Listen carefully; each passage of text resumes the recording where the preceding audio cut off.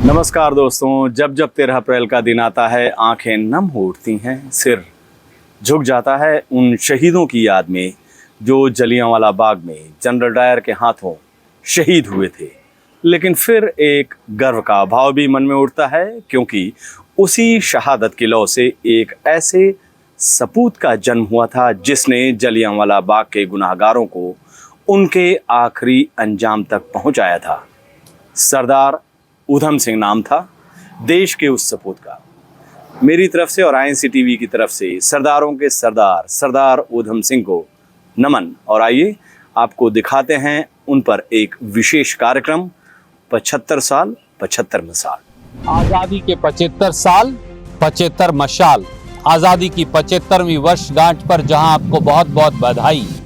आज हम स्वाधीनता संग्राम की जिस मशाल से आपको रूबरू करा रहे हैं, उन्होंने हाथ पर अपना नाम खुदवा रखा था, राम मोहम्मद सिंह आजाद। 4 शब्दों से बने इस नाम की दास्तां बेहद खास है।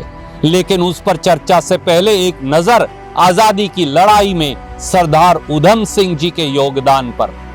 पंजाब के संगरूर जिले के सुनाव गांव में 26 दिसंबर 1899 को धन्य हुआ वो गांव जिस रोज उनकी कोख से एक शेर ने जन्म लिया था।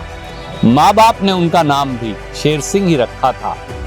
शेर अपना 7वां बसंत देख ही रहा था कि काल के क्रूर हाथों ने सर से माँ और बाप दोनों का साया छीन लिया। भाई के साथ एक अनाथ आश्रम पहुंचे तो वहां एक नया नाम मिला, ऊधम सिंह। नए नाम के साथ नए सिरे से जिंदगी की शुरुआत हुई। भाई का भी साथ छूट गया, लेकिन अनाथ ऊधम सिंह के पास गम गलत करने का वक्त नहीं था, क्योंकि उसके पास देश था। भारत गुलामी की बेड़ियों से जकड़ा हुआ था और अंग्रेजों के जोर जुल्म की प्रकाष्ठा खुद सरदार ऊधम सिंह ने अपनी आंखों से देखी थी। जिस रोज जनरल डायर ने जलियांवाला बाग की सरजमी को हिंदुस्तानी सपूतों हमारी बहनों के खून से रंग डाला था, उस रोज ऊधम सिंह वहां प्यासों को पानी पिला रहे थे। बावड़ी से जल लेकर जब वो बाग पहुंचे तो वहां उन्होंने मौत का वो भयावह मंजर देखा। उसी वक्त उन्होंने खून से सनी माटी हाथ में लेकर सौगंध खाई कि जब तक जनरल डायर और ऐसे लोगों से बदला नहीं लूंगा तब तक चैन की सांस नहीं लूंगा। जनरल डायर नसीब वाला निकला। सरदार ऊधम सिंह के रौद्र रूप को देखने से पहले ही परलोक सिधार गया।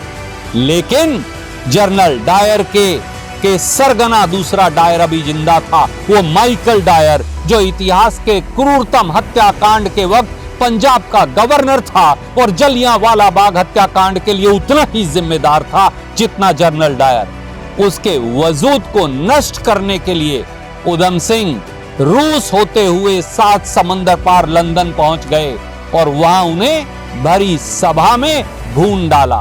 केस की सुनवाई के दौरान ऊधम सिंह ने जलियांवाला बाग के शहीदों को श्रद्धांजलि देते हुए कहा, डायर मेरे देशवासियों की आजादी की भावनाओं को कुचलना चाहता था, इसलिए मैंने उसे कुचल दिया।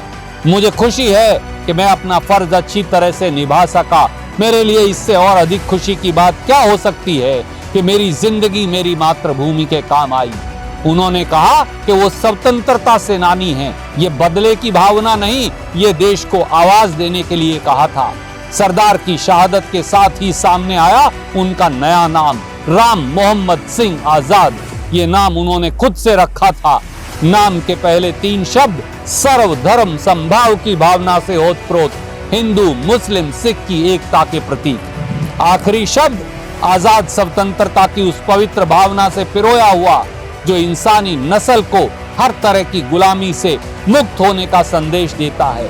यही संदेश सरदार भगत सिंह का भी था, जो ऊधम सिंह जी के क्रांति गुरु थे। सरदार ऊधम सिंह की शहादत को टाइम्स ऑफ लंदन ने आजादी का महान योद्धा कहकर सलाम किया। खुद ब्रिटिश सरकार ने वाकये को दुखद बताते हुए उनका अस्थि कलश साल 74 में भारत सरकार को सौंपा। कभी जलियांवाला बाग जाइएगा जरूर तो उस अवशेष को नमन कीजिएगा जिसमें भारत का यह सपूत आज भी सांसें लेता है। कभी सतलुज किनारे जाइएगा जरूर तो उस पवित्र जल का आचमन जरूर कीजिएगा जिसकी गोद में स्वतंत्रता का ये सपूत समाया हुआ है। नमस्कार। जय स्वतंत्रता संग्राम। जय हिंद। जय भारत।